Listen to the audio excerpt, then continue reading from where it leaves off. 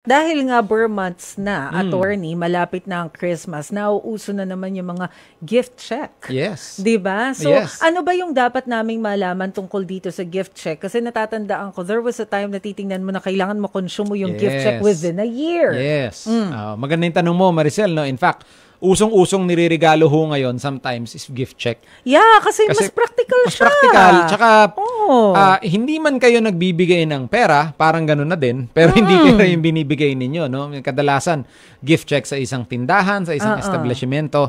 Ang gift check po ay wala ng expiry. Ibig sabihin, kung ito ay, halimbawa, no, bumili ako ng gift check worth 1,000 sa isang tindahan.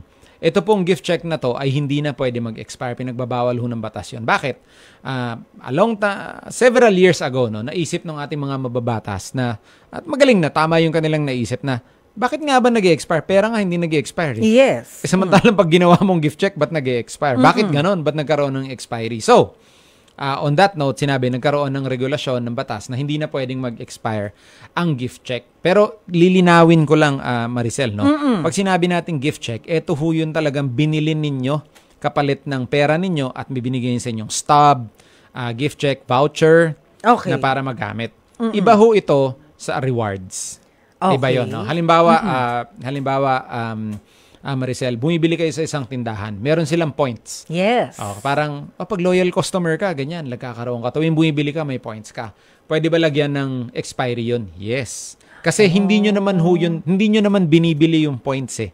Ang points ay bonus lamang o bigay lamang. Incentives, parang incentives, ganun, no? Pang-attract na. Sige, dito ka lagi bumili. Meron kang points. For every 100, may piso ka. May mga ganun, no? So, ito ay pwedeng lagyan ng expiry sapagkat hindi nyo naman binili yun eh. Hindi naman ho kayo bumili ng points. Binili nyo yung produkto, ngunit kaakibat ng pagbili ninyo ng produkto is nagkaroon kayo ng points. Iba yon pag binili nyo gift check, voucher, kapalit ng pera ninyo, at yun yung talagang binili ninyo, hindi ho pwede mag-expire yun.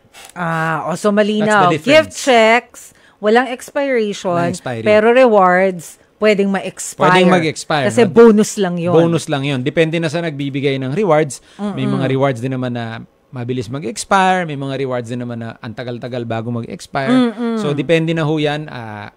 Transaction na yan, no? Bigay na yan nung nagbibigay ng incentives.